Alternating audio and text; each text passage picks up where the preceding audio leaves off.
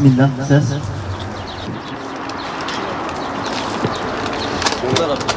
أعوذ بالله من الشيطان الرجيم. بسم الله الرحمن الرحيم. ياسين والقرآن الحكيم إنك لمن المرسلين على صراط مستقيم. تنزيل العزيز الرحيم لتنذر قوما ما أنذر آباؤهم فهم غافلون. لقد حق القول على أكثرهم فهم لا يؤمنون. إنا جعلنا في أعناقهم أغلالا فهي إلى الأذقان فهم مقمحون. وجعلنا من بين أيديهم سدا ومن خلفهم سدا فأغشيناهم فهم لا يبصرون. إنا نحن نحيي الموتى ونكتب ما قدموا وآثارهم وكل شيء أحصيناه في إمام مبين. إذ أرسلنا إليهم 2 فكذبوهما فعززنا بثالث فقالوا إنا إليكم مرسلون. أرنا بكم لئن لم تنتهوا لنرجمنكم وليمسنكم منا عذاب أليم. قالوا طائركم معكم أئن ذكرتم بل أنتم قوم مسرفون.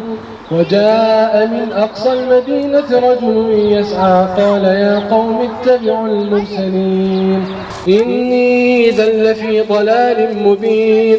إني آمنت بربكم فاسمعون. قيل ادخل الجنة قال يا ليت قومي يعلمون بما غفر لي ربي وجعلني من المكرمين. ونفخ في الصور فإذا هم من الأجداث إلى ربهم ينسلون. قالوا يا ويلنا من بعثنا من مرقدنا هذا ما وعد الرحمن وصدق المرسلون. إنه لكم عدو مبين وأن اعبدوني هذا صراط مستقيم. أوليس الذي خلق السماوات والأرض بقادر على أن يخلق مثلهم بلى وهو الخلاق العليم. إنما أمره إذا أراد شيئا أن يقول له كن فيكون. فسبحان الذي بيده ملكوت كل شيء وإليه ترجعون. صدق الله العظيم. Bugün 3. vefat sene-i devriyesini anacağımız Fesih hocamızın yanındayız. Doğrusunu söylemek gerekirse bazı makamlar vardır, mekanlar vardır. Oralarda durmak, oralarda bir şeyler anlatmak zordur. Bazı zamanlar vardır, anlar vardır. Hakeza o zaman ve anlarda bazı şeyleri izah etmek de zordur.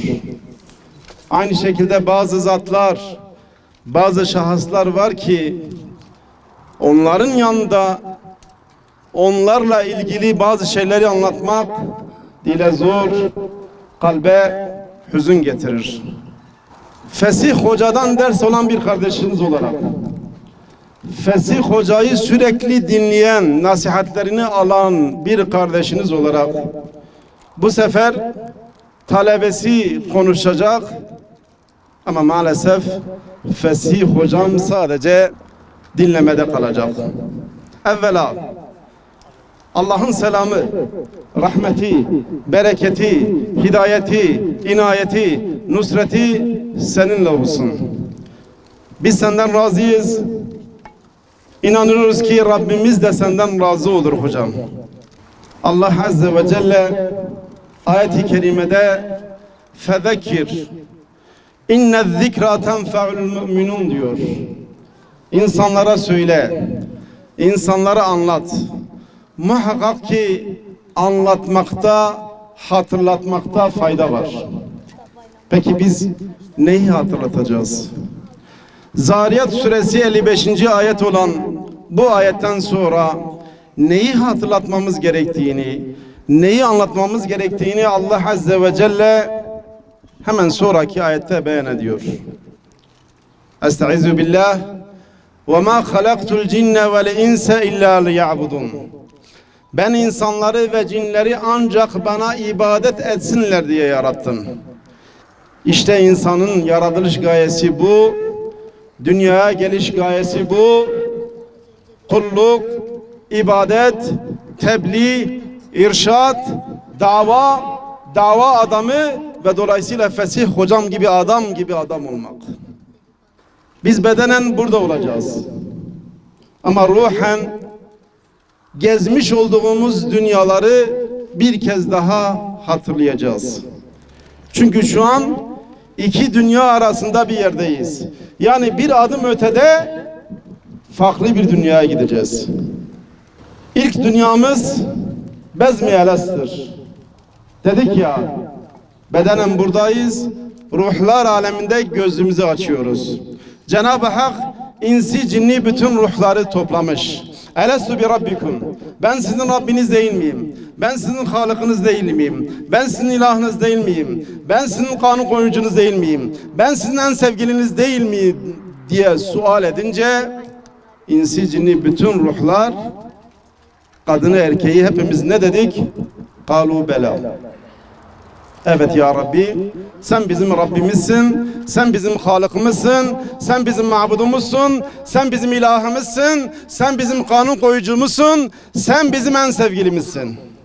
Allah Azze ve Celle bazı ayetlerde "Evfu bi ahdikum ufi bi ahdin" diyor. Siz Allah'a vermiş olduğunuz sözde durun ki Allah Azze ve Celle size vermiş olduğu sözde dursun. Allah'ın bize vermiş olduğu söz, altlarında ırmaklar akan, içinde çeşit çeşit nimetlerin bulduğu cennetler, firdevsler. Bizim Allah'a vermiş olduğumuz sözümü tecrübe etmek için Allah Azze ve Celle hemen ikinci dünyamız olan rahmi madar dediğimiz anne karnında bizi hulk etti. Anne karnında 9 ay, 9,5 ay gibi bir süre kaldık. Kısa, karanlık ama bir o kadar da rahat, mesuliyeti olmayan o hayatta gelin görün ki şu 3. dünya denilen yaşadığımız dünyaya geldiğimiz zaman ağlayarak geldik. 60 sene, 70 sene, 80 sene bu dünyada kalacağız ama ilan nihaye biraz önce de söylediğim gibi bir adım ötesi olan şu makber alemi dediğimiz, kabir alemi dediğimiz aleme gideceğiz. Yeryüzünde en fazla kalacağımız yer orası. Kim bilir? Belki binler, belki yüz binler, belki milyonlarca yıl şu kabirde kalacağız. Sonrası mı? Sonrası o kabir hayatı da bitecek. Sayılı zaman geçtiği gibi mahşer alanında toplanacağız. Orada birbirimize şahit olacağız. Hesap vereceğiz ve hesap neticesinde 6. dünyamız, son durağımız olan ya Rabbim cennet nasip edecek. Başta hocamıza, sonra bütün ölmüşlerimize, hepimize onu nasip etsin. Allah'ın rızasını nasip etsin. Allah'ın cemalini görmeyi nasip etsin. Ya da Allah muhafaza, dünyada eğer Allah'ın emirlerini yerine getirmesek, Resulullah Aleyhisselatü Vesselam'ın siretine tabi olmasak, Allah muhafaza, Müslümanlar içinde hazırlanmış olan bir cehennem. Rabbim muhafaza etsin. Muhterem kardeşler, demin de söyledik.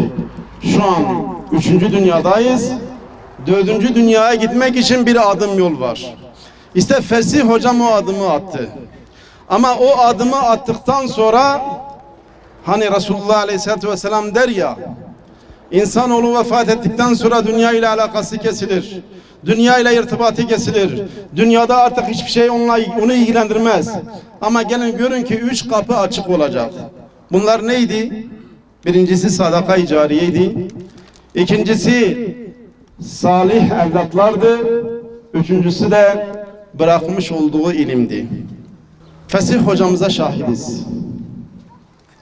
Öyle bir sadakayı cariye bıraktı ki Rabbimizden temennimiz o ki kıyamete kadar bu açılan, tabiri caizse toprağa atılan tohumlar şu an fide vermiş, hatta bir kısmımız için koca ağaçlar olmuş, çınar ağaçları olmuş, meyve ağaçları olmuş. O ağaçlar şu an yaprak vermekte, gölgesinde gölgelenmekteyiz. O ağaçlar şu an meyve vermekte. Bırakın şu Kürdistan coğrafyasında, Türkiye coğrafyasında, hatta şu müjdeyi verebilirim. İslam coğrafyasında Fesih Hoca ve arkadaşların ektiği o tohumlar şu an hizmet etmekte. Halkın maslahatı, halkın menfaati, ümmetin birliği, ümmetin ittihadı, ümmetin geleceği için herhangi bir tabiri caizse yola savrulmadan, çok sevdikleri peygamberlerin yolunu takip ederek, vasat peygamber, vasat İslam, vasat ümmet anlayışıyla bütün Müslümanların birliği için, bütün Müslümanların vahdeti için, bütün Müslümanların ittihadi için çalışan bir oluşuma ve o öyle bir fedakarlık ki yeri geldiği zaman vaktini veren, yeri geldiği zaman malını veren, yeri geldiği zaman en sevdiği canını bile verebilen bir oluşuma, bir yapıya, bir partiye vesile olmak elbette ki büyük bir şeydir. Fesih hocam o insanlardan bir tanesidir. Onun vesilesiyle yüz binlerce insan İslam'la tanışmış. Onun ve onun gibi arkadaşların vesilesiyle yüz binlerce insan ehli kıble olmuş. Yüz binlerce insan şu an biraz önce de söylediğim gibi canından da vazgeçerek Allah için, Allah'ın dini için, Allah'ın rızasına mazhar olmak istiyorlar. Bilirsiniz, ibadetler üç şey için yapılır. İbadetler üç şey için yapılır. Bir, Allah'ın rızası olduğu için. İki, Allah'ın emri olduğu için. Üçüncüsü de cennete girme ümidiyle. Bunların hepsi kabuldür. Ama Allah Azze ve Celle'nin en çok kabul ettiği ibadet nedir biliyor musunuz? Allah Azze ve Celle en çok kabul ettiği ibadet kendi rızası için yapılan ibadettir. Teşbihte hata olmasın. Hazreti Ebubekir'in yaptığı ibadet. Hani Hazreti Ebubekir Allah'a iman etmiş. Hazreti Ebubekir'in imanı ümmetinin imanı kadardır hadisine mazhar olmuş. Hazreti Ebubekir dile geliyor. Diyor ki yeter ki Allah benden razı olsun. Cenab-ı Hak bu naaşımı, bu bedenimi büyütsün, cehenneme atsın. Cehennemde benim dışımda kimse kalmasın. Ama Rabbim benden razı olsa yeterdir. Allah rızası için yapmıştı o ibadetleri. Hani cennet dedikleri birkaç köşkle birkaç huri, isteyenlere ver onları, bana seni gerek seni diye Yunus'un yolunu takip etmek. Hani Üstad Bediüzzaman misali, fena fil ihvan, fena fillah, fena fil cemaat düsturuyla hareket edip ben kardeşlerim için, ben davam için gerekirse ahiretimi feda edebilirim diyen bir üstad. İşte Fesih Hoca inancınız olsun ki bizler şahitleriz. O fena fillah, fena fil ihvan, fena fil cemaat ahlakıyla yüzlerce binlerce insana örnek olmuş, onları yetiştirmiştir. Muhterem kardeşler, biraz önce de söyledik. Bu vesileyle büyüyen bir dava var. Bu vesileyle tanınan bir parti var. Bu vesileyle halka umut olmuş. Halkın birliği, halkın ittihadı. Zira şu an İslam coğrafyası birbirine düşmüş. İslam coğrafyası tarumar olmuş. İslam gençliği maalesef yolundan sapıtmış. Sokaklarımızın hali ortada. Halkımızın durumu ortada. Gerek kültürel, gerek ekonomik, gerek sosyal dezenformasyonlarla insanlarımız kandırılmakta, insanlarımız kıbleden, İslam'dan, Kur'an'dan, İslami ahlaktan, kültürümüzden, adetimizden ananelerimizden uzaklaştırılmaktadır. Şu bir avuç Fesih Hoca'yı takip eden Müslümanlar, bunu samimi söylüyorum, şu an Kürdistan coğrafyasında da, Türkiye coğrafyasında da, İslam coğrafyasında da ümit olarak görülmekte. İşte ondan dolayıdır ki belki emperyalist güçler, ondan dolayıdır ki belki Amerika'sıyla, İngiliz'iyle, Fransız'ıyla, İsrail'iyle şu coğrafyamız üzerinde çalışmalar yapılmakta. Bu halkı İslam'dan, bu halkı Kur'an'dan, bu halkı gerçek değerlerinden uzaklaştırmaya çalışmaktadır. Dolayısıyla sorumluluğumuz büyük, yükümüz ağır, vaktimiz kısa, yapmamız gerekenler çoktur. Başta Fesih Hocama tabi olan, Fesih Hocamın yetiştirdiği gençlere, kardeşlere seslenmek istiyorum. Biraz önce de söyledik. Sorumluluğumuz büyük. Şu an İslam coğrafyası sizi bizi beklemekte. Dolayısıyla peygamberlerin yaptığı gibi, nasıl ki peygamberler memleket memleket, diyar diyar gezdiler, aziz İslam davasını insanlara anlattılar ve bunu yaparken in eciye illa alallah dediler. Kur'an-ı Kerim'e baksanız neredeyse bütün peygamberlerin ortak cevabıdır. Bizim mükafatımız Allah katındadır. Biz sizden herhangi bir talep istemiyoruz diyorlar.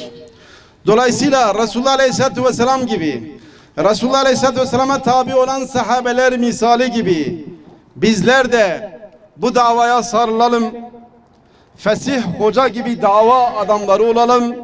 Kendimizi Kur'an, sünnet ve İslam öğretileriyle yetiştirelim. Başta ailemizden, akrabalarımızdan, sokaklarımızdan, şehrimizden, köyümüzden, ilçemizden başlamak suretiyle, buralardan başlamak suretiyle bu halka hakkı, adaleti, huzurun yolunu, kurtuluşun reçetesini gösterelim. Ve bir sözümüz de Müslüman halkımıza olacaktır. Yaratılış gayemizi biz başta söyledik. Yaratılış gayemiz Allah'a kulluktur.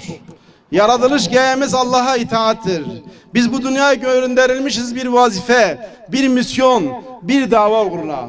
Dolayısıyla gelin Fesih Hoca misali kendisini Rabbine adayan, La ilahe illallah Muhammed Resulullah diyen bütün Müslümanları Sünnisiyle, Şiisiyle, Kürdüyle, Türküyle, Arabıyla, Farsıyla La ilahe illallah Muhammed Resulullah diyen bütün Müslümanları kendine kardeş kabul eden ve o Müslümanlar için yeri geldiği zaman yüzlerce şehit veren, yüzlerce tutuklu olarak cezaevine gönderen, yüzlerce muhacir olan ve Yasin gibi, Riyad gibi belki de onları öldürmeye çalışan insanlara katık götüren, et götüren, aş götüren, gıda götüren Yasin gibi, Riyad gibi, Hasan gibi, Turan gibi insanların davasına ve davanın tescilliyeti, bakınız 90'lı yıllarda Allah Azze ve Celle bu davayı tescil etti.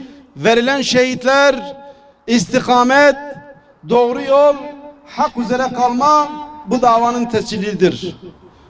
2000 sürecinden sonra yapılan dualar, yapılan çalışmalar ve bu çalışmalar neticesinde Ubeydullah Durna gibi kardeşlerimizin şehadeti bu davanın hak yolda olduğunun tescilidir.